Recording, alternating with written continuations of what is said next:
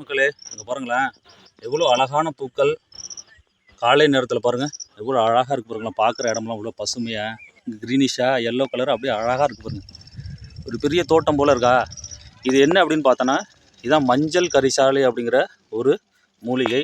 இந்த மஞ்சள் கரிசாலை அப்படிங்கிறது தரையோடு பறந்து வளரக்கூடிய ஒரு குறுஞ்செடி தான். இதோட இலைகள் பார்த்தோம் அப்படின்னா, இலைகள் வந்து ஒன்றுக்கொன்று எதிராகவும் நீள்வட்ட வடிவிலையும் ஈட்டி வடிவத்திலையும் காணப்படும். இதோட மலர் பார்த்தோம் அப்படின்னா, இந்த தாவரத்தோட முக்கிய அடையாளமே இந்த மலர்கள் தான். இது மஞ்சள் நிறத்தில் இருக்கும்.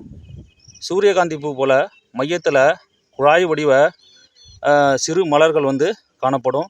அதை சுற்றி இதழ் போன்ற கதிர் மலர்களும் இதில் வந்து காணப்படும். வேர்கள்னு பார்த்தோம்னா கிளைகளோட சாம்பல் நிறத்தில் இருக்கும்.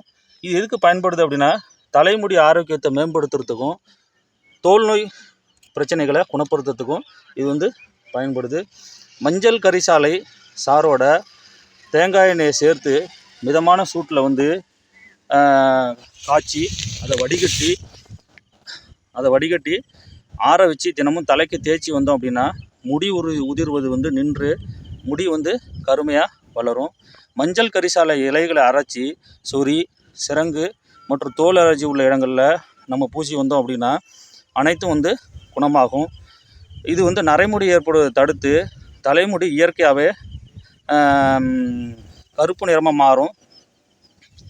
அதேபோல் பொடுகை வந்து போக்குறதுக்கு இது ஒரு சிறந்த அற்புதமான மூலிகை.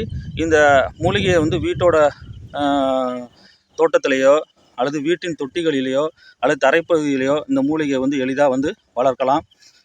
இந்த மூலிகையை நம்ம பயன்படுத்தி சிறப்படையணும் அப்படின்னு கேட்டுக்கொண்டு தெரிவித்துக் கொள்கிறேன். நன்றி, வணக்கம் மக்களே.